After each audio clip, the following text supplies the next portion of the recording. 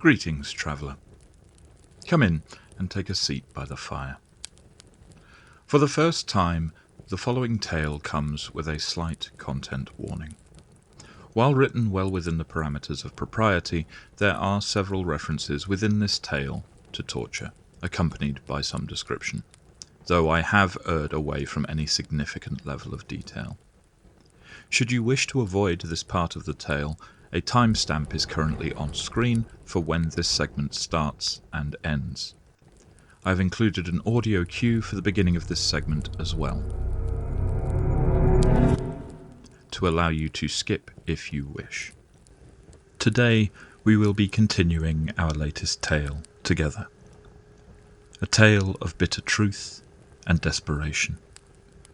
A tale of brotherhood and betrayal. A tale of consequence. The Closing Net. Part 4. The guard slumps to the ground, a faint gurgle escaping her throat as her life ebbs away. Henrik is already moving forwards to retrieve his knife, and you watch Sarja's expression shift to one of resigned disapproval. I thought we were going to make this bloodless. We were. Henrik pulls the blade free and closes the guard's eyes with an unusually gentle hand. There is a clatter of approaching footsteps further down the corridor, and you see Luther move up to the next corner, heavy blade in hand. Maybe tell them that. You've moved up behind Luther now, unhooking the buckler from your belt. In truth, you could empty the corridor with a word, but such a show of force would risk more than it gained. Wet work it is, then. A small knot of 4 guards turns the corner, nearly ploughing into your waiting blades. They are well equipped and well trained, but the narrow, darkened space lends itself to the vicious street fighting that your compatriots most excel at, and surprise is a mighty ally. With a quiet grunt, Luther slams the first into the opposite wall, driving the wind from their lungs with a clatter of breastplate against brick. Henrik has launched himself into the tangle, nullifying the reach of the guard's halberds as he strikes armor joints with precise but powerful jabs. You lock a polearm against the wall with your buckler, and then punch your short sword forwards, where it sparks against a cheek guard and carries your opponent onto their back. Behind you, Sarja hesitates, only for Bradley to intervene, knocking the descending weapon of the 4th guard aside and punching him square in the face. Henrik's thrown knife catches the stunned guard in the back of the neck, and they collapse with a tinny rattle. Silence descends once more in the dark, punctuated by exerted panting. The brawl has taken only a few seconds. "You're right, Sarge." "Fine, Brad. I'm fine." "What are you playing at?" Henrik's eyes are glinting in the dark as he pulls his knife free once more. "Get your damn head in the game." To her credit, Sarja matches his gaze well, and you see a flash of the officer she had been in a past life. These men and women didn't ask for this.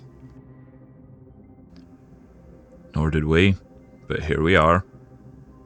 Luther's voice is sympathetic, but edged by gritted teeth. "They're brave, and we're alive. Save your grief for the after-action point, girl." Sarja mouths wordlessly for a moment, then clamps her jaw tight and nods. It's harsh, but fair. Them or us doesn't leave space for many morals. "Right, well, let's not hang about." Bradley gestures down the corridor with his hand axe. "Sooner we get Victor, sooner we can get out of here." Without a word, you continue your path, deeper into the belly of the beast. Victor's left eye is crusted shut, his eyelid coated in dried crimson that has cascaded from a deep gash in his forehead. The price of a misjudged headbutt meeting the brim of a helmet. He groans, shifting slightly, and being rewarded with the clanking of heavy shackles. Where? It is dark. Even with one eye open, little detail can be made of his surroundings by sight. It's a safe bet that he is in some kind of a cell, at least.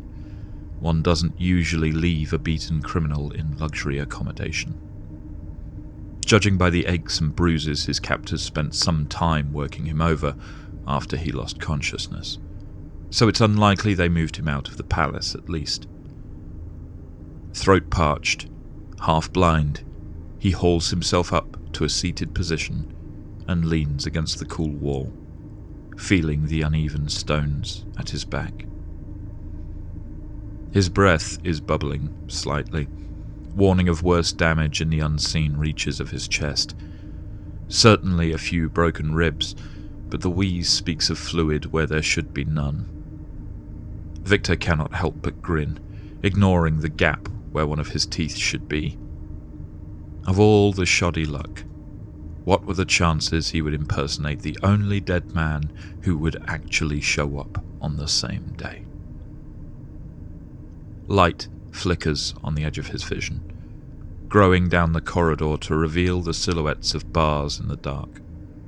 A few rats scurry away, instinctively fleeing from the light that Victor stands no hope of escaping. At the barred door to the cell, for it is indeed a cell, a tall, thin figure strides into view, clad in robes of a deep blue, hands clasped behind his back, hair thinning on top and greying at the temples, features lined with both age and experience. Victor knows enough about the imperial court to recognize the emperor's steward. There are many who believe, since the old emperor's death, that it is with this man that true power resides.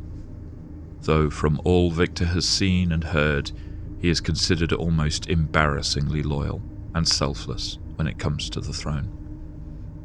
Such men are rare, and highly prized by the nobility. I pray you are comfortable.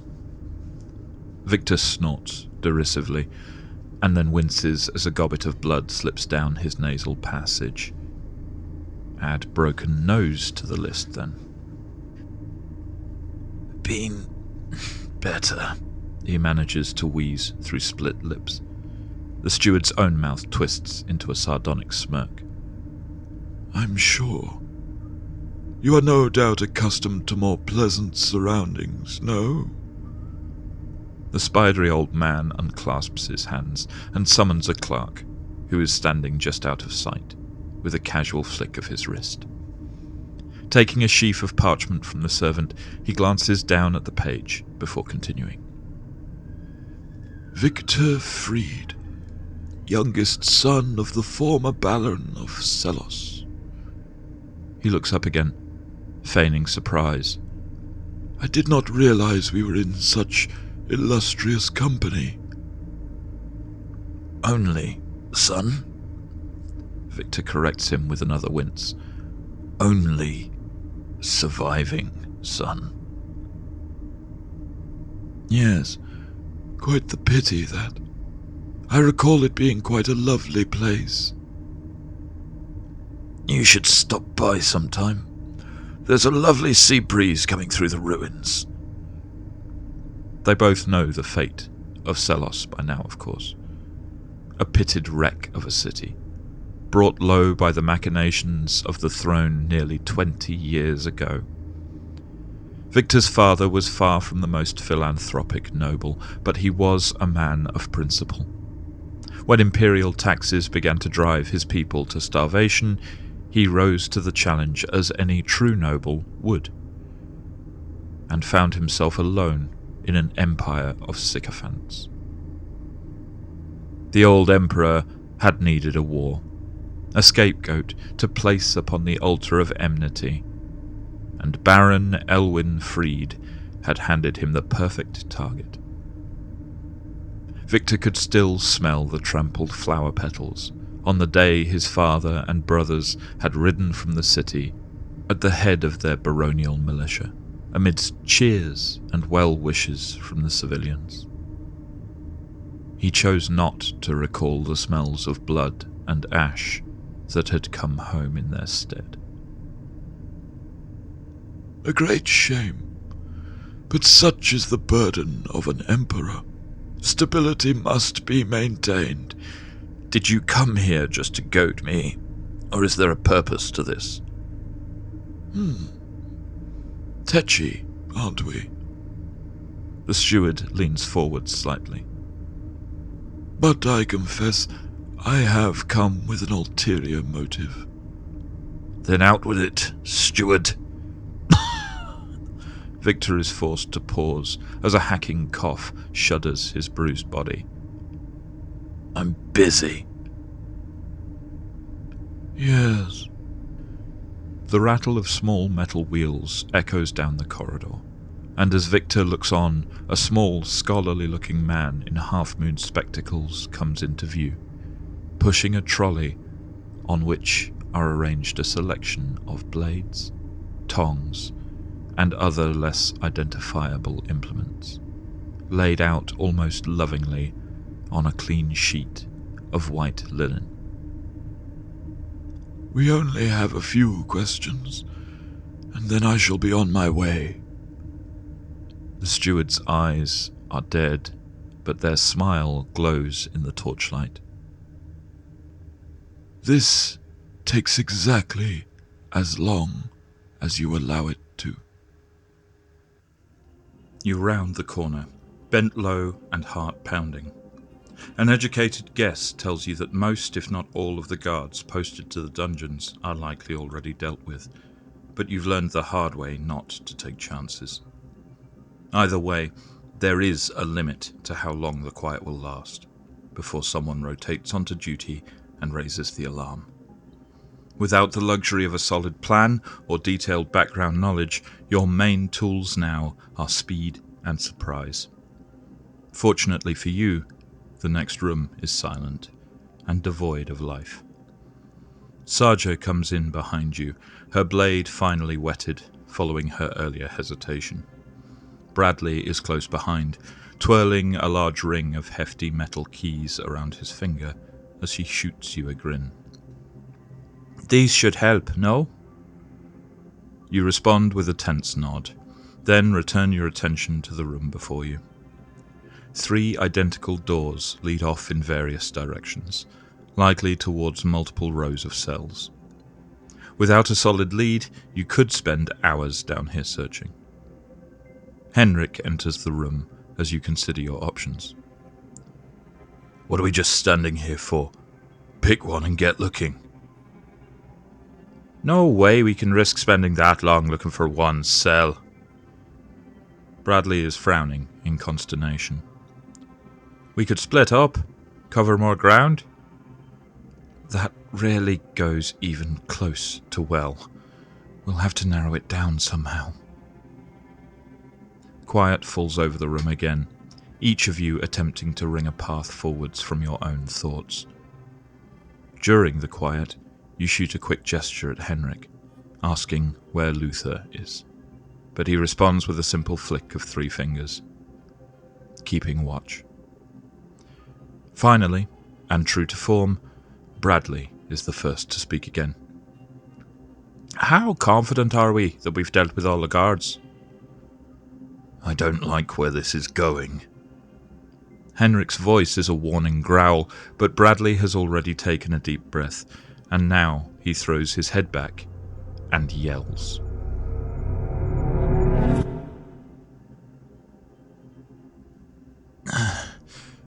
What child? Victor's breath is coming in short, sharp gasps now. The pain is excruciating.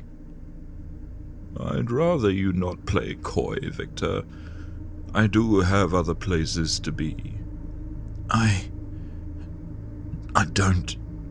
The pain returns as the small bespectacled expert accompanying the steward applies his craft, this time with a bar of metal that glows a dull orange at one end. Victor can do little, barely even able to pull away, suspended as he is now by manacles attached to the wall. The pain has spread across his entire nervous system over the past few minutes. He feels one of his own teeth crack, gritting too hard. After a moment, the pain subsides, though only a little, and Victor tries to ignore the wisp of steam that rises past his face, smelling faintly of roasting pork.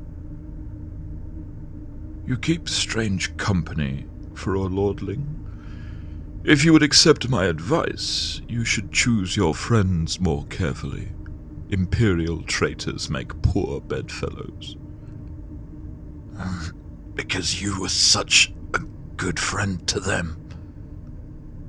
Ah, so you do know who they are. Victor responds with a hissed expletive. Not his finest moment, he muses. Then you do know the child I'm talking about. So, where is she?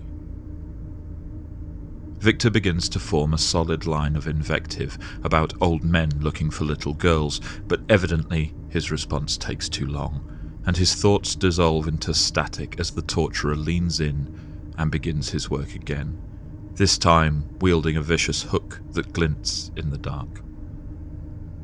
All that manages to escape Victor's throat is a strangled scream. When the agony lessens once more, it takes Victor Fried a moment to realize the steward is no longer looking at him, but back along the corridor outside the cell. A moment later, Victor understands why, as a familiar voice echoes down the corridor. Hey, Victor! Call out! A predatory smile curls the steward's features. Bored of me already? Oh, on the contrary, Victor. The steward looks back at the prisoner, eyes unusually deep and focused for a man of his age. Then again... Oh, shit. Victor manages to grunt through the pain. The steward doesn't even know I'm here, does he? If it helps. The voice is shifting, just as the face does, tones overlapping and intersecting, just as the sagging skin around the steward's jowls flows like liquid smoke, to reform smoother and tighter to the bone. The old man did tell me he enjoyed his holidays in Selos. Victor looks on in horror as a familiar face swims into existence where the steward's had once been. This face, all too familiar, turns to the torturer. Once you've had your fun, be sure to finish him off. Victor looks on as his own face turns toward him. Don't worry, old boy. I'll tell the steward you died during your capture. Hey, Victor! Say something! Bradley is cut short as Henrik punches him sharply in the throat, crushing his windpipe and causing him to double over, wheezing. What the fuck was that about? Sarja moves forward, defensively, but you interpose yourself and shake your head. Bradley is only in as much danger now as he puts himself in. For his part, Bradley is struggling to respond at all. You want the whole palace down on us? I thought... One of the doors creaks open, cutting off further debate, and all four of you turn sharply at the sound. But what emerges from the door is not what any of you expected. Ah, there you are. Victor, bruised, stripped to a shirt, but otherwise seemingly unharmed. Took your time? Relief floods through you as Bradley waves a hand towards Lord Fried with enthusiasm. See, I told you it'd work. Victor, you're... A little banged up, Henrik, but otherwise fine, yes. Victor flashes him the customary grin of confidence, albeit slightly muted by a split lip. I thought for a minute you'd taken the money and ran. Henrik shoots an accusatory glare at Bradley, but shakes his head at Victor with a rare half-smile. Not a chance. As if sensing he is being too emotionally available, the smile returns to a doleful frown. We don't know the buyers, so... Victor simply laughs and claps him on the shoulder. Well, we're all here now. Let's get the hell out of here. You are watching the exchange in silence, but when Victor's gaze finally falls on you, you flip a quick gesture to him. He pauses, seemingly perplexed for a merest moment, and then nods, and the blood in your veins turns to ice. He has met your eye, and you feel a sense of chilling realization as recognition begins to dawn. The gesture was not a question, it was a test, and Victor just failed it. What's worse, you know those eyes all too well. You're already moving, but it is too late. Still clasping Henrik's shoulder, Victor's other hand comes up in a sharp jerk before you can clear the distance, and Henrik's doleful expression turns to one of pain and alarm as a thin blade pierces his leather jerkin and punches up under his ribs. There is no time for subtlety or finesse. As Bradley and Sarja begin to react, horror dawning glacially in their eyes, you barrel into this not Victor, knocking him from his feet and landing on him in a tangle of thrashing limbs. He's lithe. No, it is lithe. Faster and more agile than the man you know, and you are forced to raise a gloved hand to ward off the dagger that embeds into your palm instead of your neck. You roll, taking not Victor with you and pulling it further away from Henrik, who has slumped to his knees, bloodied hands gripping his abdomen.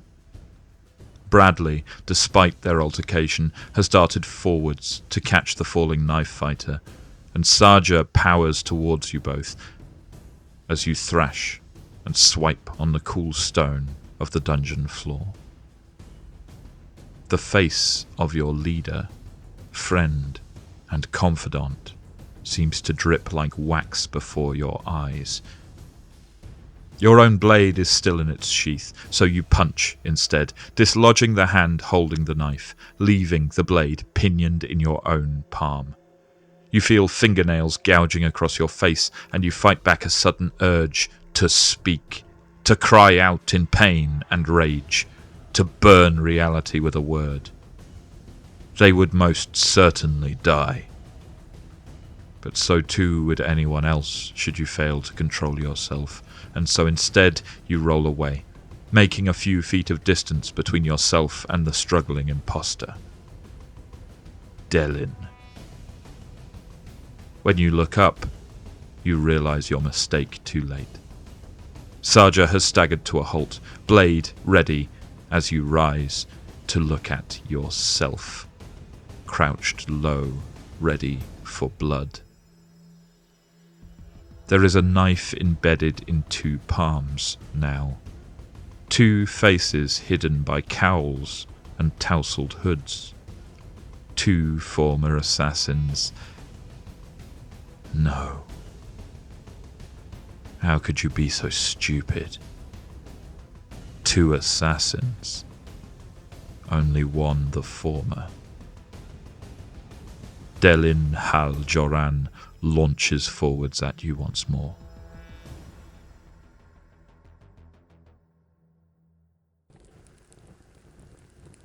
Thank you for listening to this, the penultimate part of our most recent tale. I had originally intended to release the entire final part in one recording, but as I am pressed for time over the coming week, and the tale proved to be a little bit longer than originally intended, It is instead split across 2 parts of a more reasonable length. I pray you will forgive me for this small concession. If you are enjoying our tales together, please consider subscribing to be informed of future tales, as well as leaving a comment below with thoughts and suggestions. I am extremely grateful for your continued engagement, and I hope you are enjoying these tales as much as I enjoy making them. Tell me what you thought, how you felt, and what you would like to see next. Until we meet again, traveller, farewell and safe travels.